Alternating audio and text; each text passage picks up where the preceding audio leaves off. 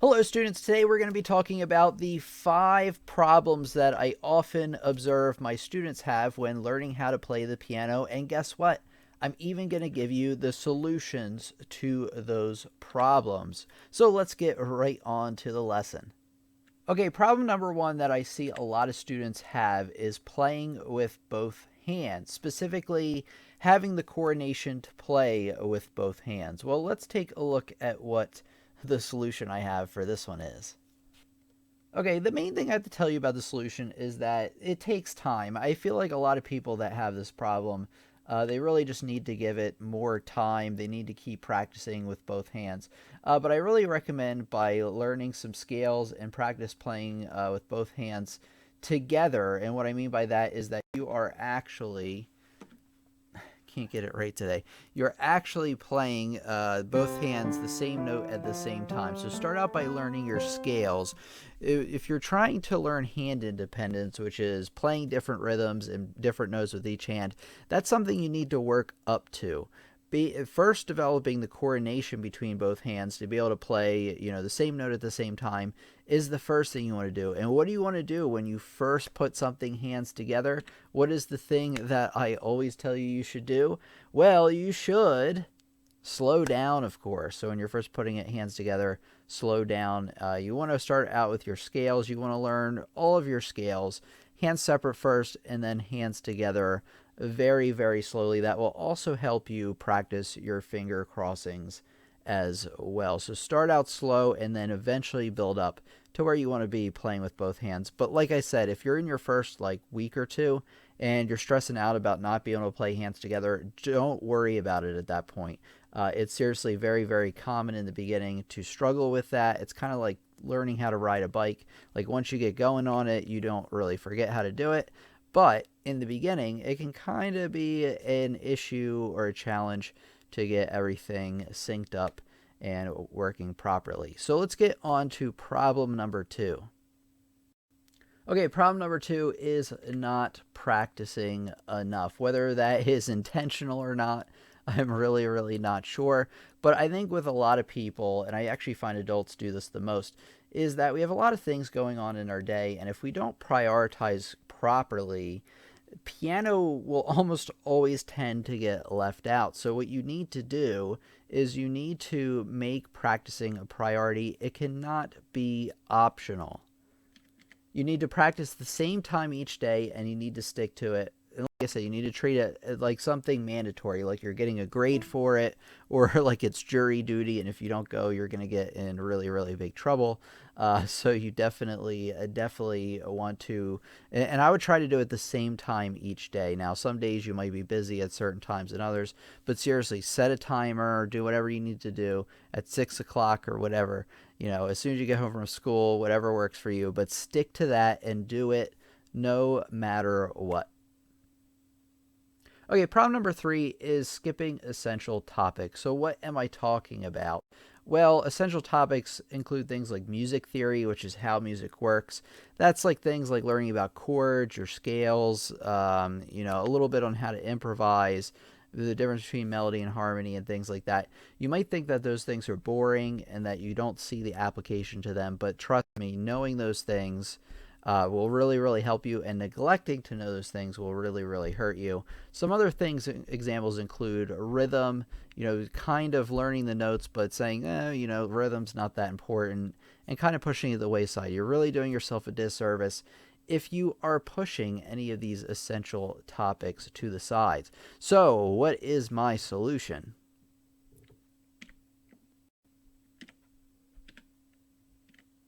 My solution is to stop skipping these. Now, what I recommend beyond this, just to give you a little bit more than just that sentence there, is to make a list of the things that you commonly skip and you want to post it somewhere near where you practice. So you see it right away and you're like, oh, yeah, that's right. I need to work on this. And actually, if it's something you don't like, I would put it in the beginning of your practice session somewhere so you can get it out of the way. You know it's done and you can't procrastinate on it. It just gives you less opportunities to put it off. So that's what I recommend for this one. Let's get on to the next problem that I find a lot of students face. Okay, slow progress is a big one, and I think a lot of people out there right now have just chimed in listening, like, oh, yeah, that is something that I definitely face. Well, there are some different reasons on why this could occur. One reason could be that you're not practicing effectively.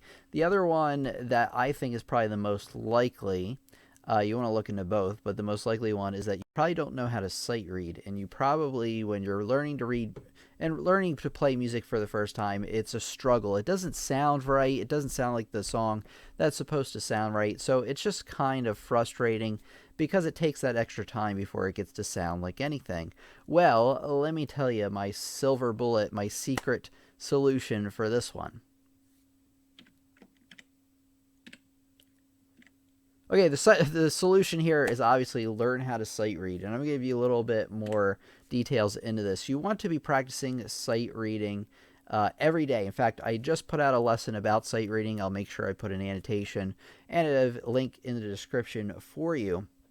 But you want to be practicing sight reading every day, and this will really, really help you learn pieces much faster and over time more accurately. And it will also help you get more of an instant gratification when you are learning pieces for the first time, because, like I said, it will sound like something. It will sound, it will sound like Fur Elise. It will sound like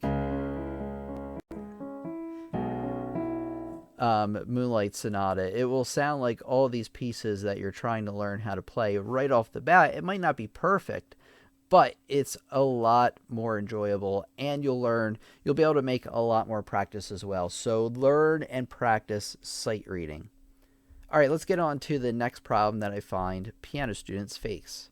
All right, one of our students, Donald, asks, how long should I spend working on a song before moving on, even if I don't learn it perfectly? I feel like trying to learn perfect pieces is slowing me down.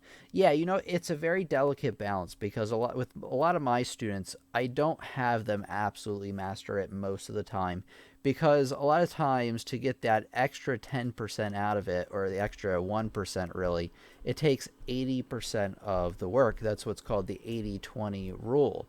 It's a lot easier to get something to 80% complete than it is to get that last 20%.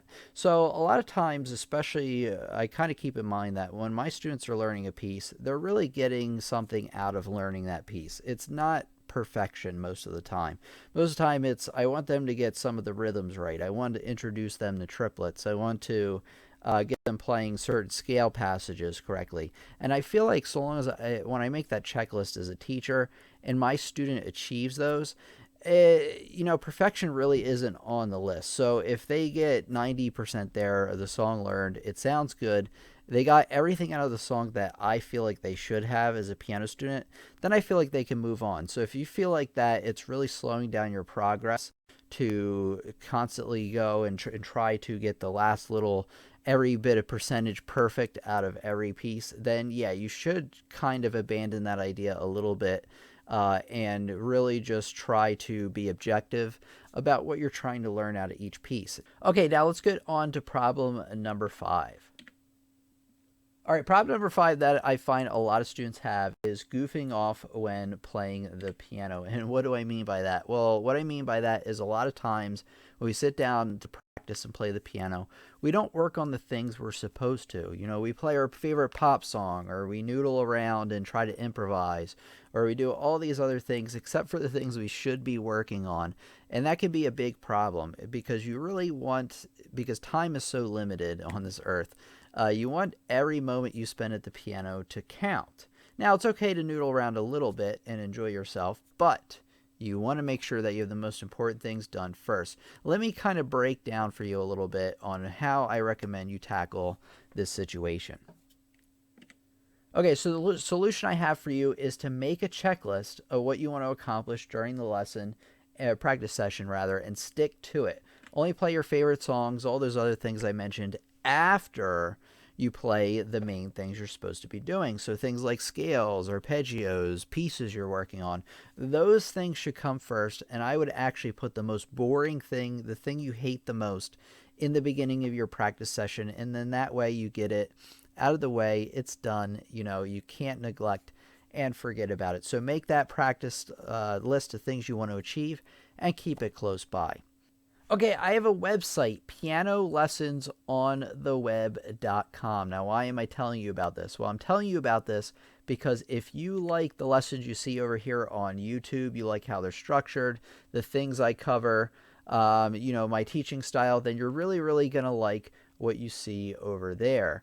It's instructional courses with the same types of videos you can expect from the YouTube channel. I mean, they are exclusive. There are videos you won't find on the YouTube channel, but they also include printable sheet music examples, assignments, activities, and a lot of other things to enhance your learning. And the videos are collected together in courses, all designed to help you learn a certain topic. I have a ton of courses already on a lot of topics, from piano, obviously, to music theory, rhythm, improvisation, ear training, and basically anything else that I found was necessary in helping you become a well-rounded musician and piano player. So you want to head over to pianolessonsontheweb.com and check it out. And one thing I want to tell you is you can either enroll in courses individually, or you can sign up for course packs. What I really recommend is, if you're new here to the channel and you are just starting out, I recommend the beginner's course pack because it contains 4 courses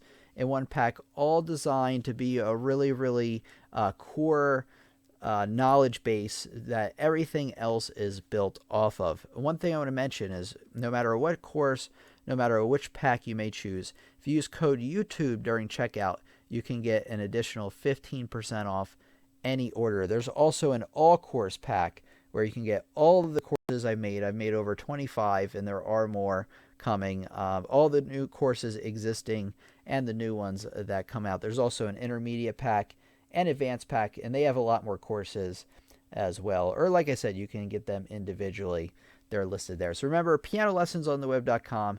Use code YouTube to get that 15% off. I just want to tell you about that because, like I said, if you like what we're doing over here on YouTube, you're really going to like what's going on over there.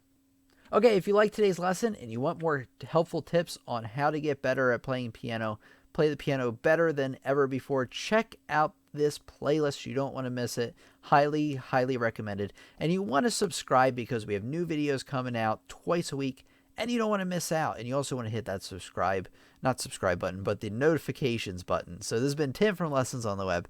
Thanks for joining us once again, and I'll check you out for the next lesson. Thank you so, so much.